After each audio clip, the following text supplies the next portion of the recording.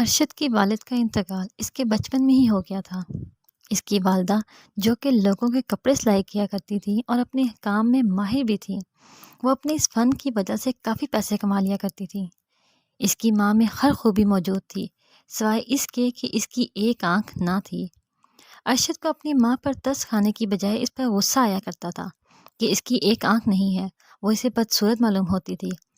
وہ چاہتا تھا کہ اس کا کوئی بھی جاننے والا اس کی ماں کو نہ دیکھے تاکہ کہیں وہ یہ نہ سوچے کہ اس کی ماں اتنی بدصورت ہے۔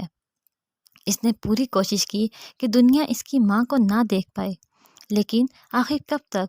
یہ تو ایک حقیقت تھی جو کسی نہ کسی کے سامنے تو آنی ہی تھی۔ آخر وہ دن بھی آیا جب ارشد کی ماں اس کے اسکول پہنچ گئی۔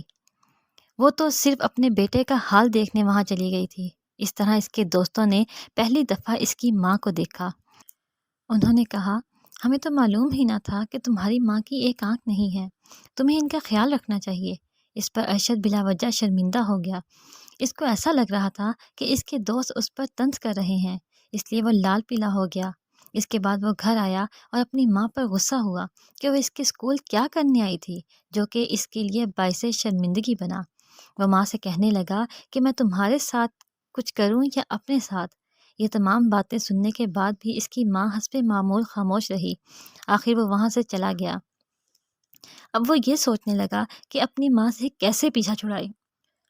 اسے یہ خیال آیا کہ وہ دل لگا کر پڑھے اور اس ملک سے باہر چلا جائے۔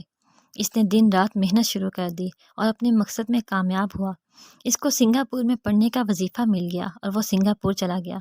اس نے وہاں جا کر بھی پڑھا، پھر شادی کی اور اس کے 2 بچے بھی ہو گئے، لیکن اس نے کبھی پلٹ کر اپنی ماں کی خبر نہ لی۔ ایک دن وہ اس وقت حیرت زدہ رہ گیا جب دروازے پر اس کی ماں کھڑی تھی۔ اسے لگا کہ وہ اس کے بچوں سے ملنے آئی ہے۔ اس نے اپنی ماں سے کہا، تمہیں شرم آنی چاہیے کہ تم ساری زندگی مجھے اپنی بدصورت شکل سے پریشان کرتی رہی اور اب میرے بچوں کو ڈرانے آ گئی ہو۔ اس دن بھی اس کی ماں چپ چاپ وہاں سے چلی گئی۔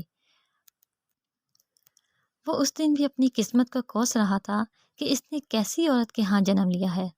اس کی ماں کے جانے کے 20 دن بعد اسے ایک خط ملا جو کہ اس کی ماں نے اسے لکھا تھا۔ اس نے خط کو کھول کر دیکھا تو اس میں لکھا تھا کہ بیٹا، میں اپنی شکل سے تمہارے بچوں کو ڈرانے کا میرا کوئی مقصد نہ تھا۔ میں تو یہاں پر ایک فیملی کی نوکرانی بن کر آئی تھی اور غلطی سے تمہارے گھر آ گئی۔ اگر تمہیں اس سے تکلیف ہوئی تو مجھے معاف کر دینا۔ بیٹا، میں تمہیں صرف یہ بتانا چاہتی تھی کہ جب تمہارے والد کی حادثے میں موت ہوئی تو تمہاری عمر 1.5 سال کی تھی اور تم بھی ان کے ساتھ تھے۔ اس حادثے میں تمہاری آنکھ چلی گئی اور مجھ سے یہ دکھ برداشت نہ ہوا اور میں نے اپنی آنکھ تمہیں دے دی تاکہ میرا بیٹا دنیا میں اپنی دونوں آنکھوں سے دیکھ سکے اور اچھے سے جی سکے۔ یہ بات سن کر ارشد پر قیامت ٹوٹ پڑی اور وہ اس پتے کی طرف چل پڑا جہاں سے اسے یہ خط ملا تھا۔ جب وہ وہاں پہنچا تو اسے معلوم ہوا کہ 1 ہفتہ پہلے ہی اس کی والدہ انتقال کر گئی ہے اور اس نے کہا تھا کہ میرے مرنے کے بعد یہ خط میرے بیٹے کو دے دینا۔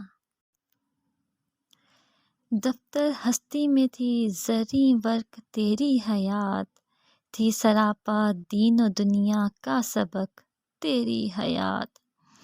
عمر بھر تیری محبت میری خدمت گر رہی، میں تیری خدمت کے قابل جب ہوا تو چل بسی۔